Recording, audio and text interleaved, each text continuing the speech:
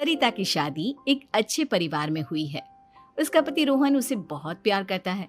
घर में उसकी सास शांति और ननद मीनाक्षी भी है, जो सरिता के किसी काम में दखल अंदाजी नहीं करती। लेकिन फिर भी सरिता को ऐसा लगता है कि दुनिया की सबसे ज्यादा बेचारी बहू वही है और सबसे ज्यादा अत्याचार उसी पर हो रहा है। माँ जी, ये लीजिए आपकी चाय। अरे बहू, तूने इतनी ज्यादा चीनी क्यों डाल दी चाय में? हाय हाय माँ जी, मैंने तो उतनी ही मीठी बनाई है जितनी मीठी आपको पसंद है। माँ जी, आपको तो मेरे हाथ की चाय अच्छी ही नहीं लगती। जब देखो कुछ न कुछ कमी निकाल ही देती हो। अरे बहू, तू एक बात के पीछे ही पड़ जाती है। मैंने ऐसा कब कहा कि तू रोज चाय खराब बनाती है? सरिता अपने कमरे में चली जाती है और फोन उठाकर अपनी माँ से बात करती है। हेलो माँ, कैसी हो आप? क्या कर रही हो?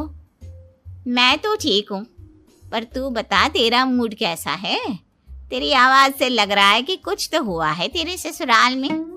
अरे क्या बताऊँ माँ, यहाँ तो हर समय मेरे साथ बहुत बुरा व्यवहार होता है। मैंने अपनी सास के लिए इतनी अच्छी चाय बनाई, लेकिन मेरी सास चाय पीते ही मुझे 4 बातें सुना दी। बेटी, तू इतनी छोटी छोटी बातों पर ध्यान ही क्यों देती हो? तुम्हारी सास ने कुछ बोल भी दिया तो क्या हो गया? वो बड़ी है ना तुझसे। माँ ने इतना समझाया, लेकिन इस बात का सरिता पर कोई असर नहीं हुआ। अपनी बेचारी बहू की छवि वो बदलना ही नहीं चाहती। अगली सुबह सब नाश्ते की टेबल पर बैठकर नाश्ता कर रहे थे, तभी सरिता ने अपने पति से कहा, सुनिए जी, मुझे ना आज बाजार से कुछ सामान लेकर आना है।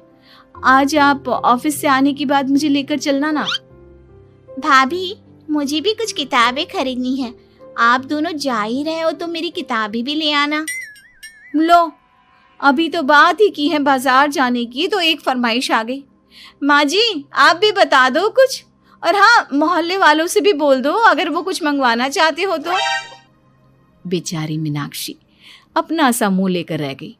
ये सब देखकर रोहन से चुप नहीं रह गया और वो गुस्से में बोला, सरिता, क्या हो गया है तुम्हें? मीनाक्षी ने तो सिर्फ किताबों के लिए बोला है। तुम्हें मीनाक्षी से इस तरह से बात नहीं करनी चाहिए। माफी मांगो उससे अभी। क्या? मैं माफी मांगू? दिन भर आपके घर के काम करूं मैं, आपकी और आपके घर वालों की बातें सुनूं मैं, और अब माफी भी मैं मांगू? ऐसा कभी नहीं हो सकता। ये बोलकर सरिता वहां से चली जाती है। एक दिन उनकी पड़ोसन घर आती है। अरे सरिता, क्या कर रही है? और क्या करूंगी भाभी जी, बस घर का काम ही कर रही हूँ। आप बताओ कैसे आना हुआ? अरे मैं तो तुम्हारा हालचाल पूछने आई थी, लेकिन तुम तो बिजी लग रही हो। कोई बात नहीं, मैं बाद में आ जाऊंगी। और क्या करूं भाभी जी, जब से शादी होकर आई हूँ ना, बस काम ही कर रही हूँ। और इस घर में ना कोई मेरी कदर नहीं करता। पति है जो बस घर से ऑफिस, ऑफिस से घर। ननद को तो कॉलेज से फुर्सत नहीं। बची सास तो उनका सारा समय मेरी गलतियां निकालने में लग जाता है। अरे ये क्या कह रही हो सरिता? तुम्हारी सास तो पूरे मोहल्ले में तुम्हारी तारीफ करती फिरती है कि तुम बहुत अच्छी हो, पूरा घर तुम्ही ने संभाल रखा है। हाँ तो क्या हुआ? इसमें गलत क्या कहती है? सच्ची तो कहती है। मेरी मर्जी के बिना इस घर का पत्ता भी नहीं हिलता। शाम को जब रोहन घर आया तो उसने सबसे कहा, कल हम सबको मौसी जी के घर जाना है। उनकी बेटी की शादी है। सब अपनी अपनी पैकिंग कर लो, सुबह होते ही निकल जाएंगे। और सरिता, तुम कान खोलकर सुन लो, वहां जाकर किसी की बुराई भलाई शुरू मत कर देना, नहीं तो मुझसे बुरा कोई नहीं होगा। हाय हाय जी, आप तो ऐसे कह रहे हो जैसे मैं सुबह शाम सबकी बुराई करती फिरती हूँ। आज तक कोई कह नहीं सकता कि मैंने किसी की पीठ पीछे किसी के बारे में कोई बुरी बात बोली हो तो। अरे बस बहू, बात को और ज्यादा आगे मत बढ़ा। हमें सब पता है तो हमारे साथ क्या व्यवहार करती है। ये बात घर तक रखना। शादी में किसी को कुछ मत बोलना, नहीं तो सब कहेंगे कि शांति की बहू कितना बोलती है। हाँ हाँ, सब कुछ तो मैं ही बोलती हूँ ना। आप लोग तो हर समय फूलों की बारिश करते रहते हो मेरे ऊपर।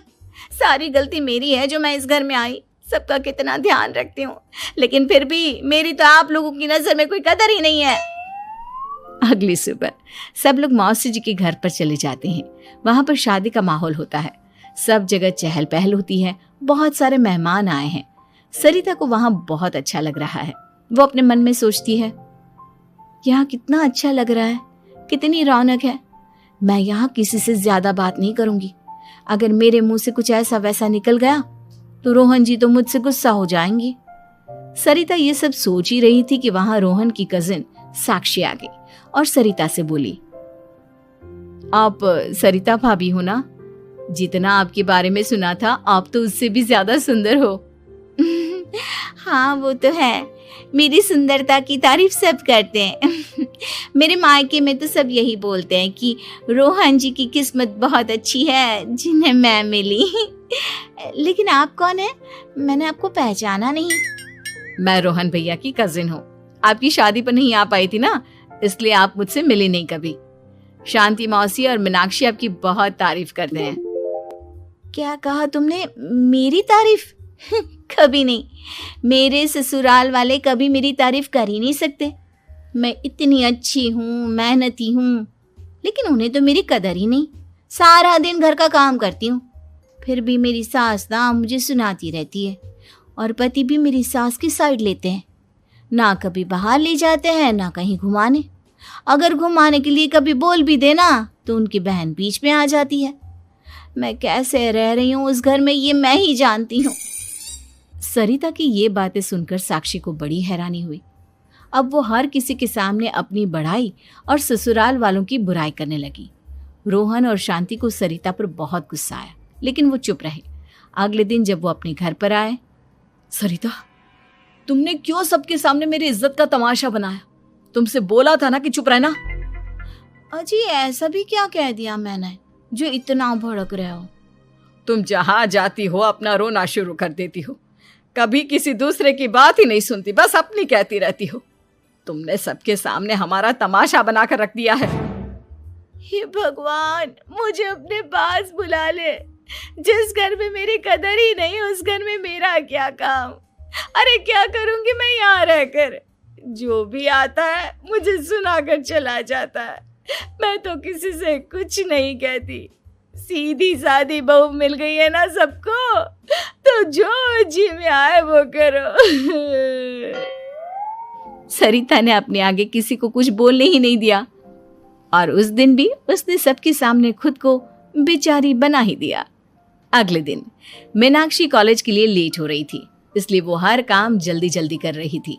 अपना नाश्ता लेने किचन में गई और पतीले में रखे गरम दूध को गिलास में डालने लगी। दूध का पतीला उसके हाथ से छूट गया और गरम गरम दूध उसके हाथ पर गिर गया।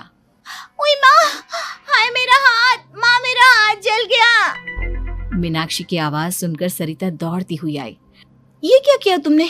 तुम्हें नाश्ता चाहिए था तो मुझसे बोल देती, मैं क्या मना करती थी? अब पता नहीं कितने दिन की मुसीबत पाल ली तुमने। सरिता मीनाक्षी को उसके कमरे में ले गई और उसका बहुत ख्याल रखा। उसका इस तरह से ख्याल रखना शांति और रोहन को थोड़ा अजीब लगा। माँ, सरिता के दिमाग का भी कुछ पता नहीं। कल शादी में सबको इतना कुछ बोल कर आई है हमारे बारे में, और अब मीनाक्षी की कितनी अच्छी देखभाल कर रही है। ये ऐसा क्यों करती है? बेटा, तेरी बीवी की ना आदत हो गई है सबके सामने खुद को बेचारी दिखाने की, और आदत इतनी जल्दी नहीं बदलती।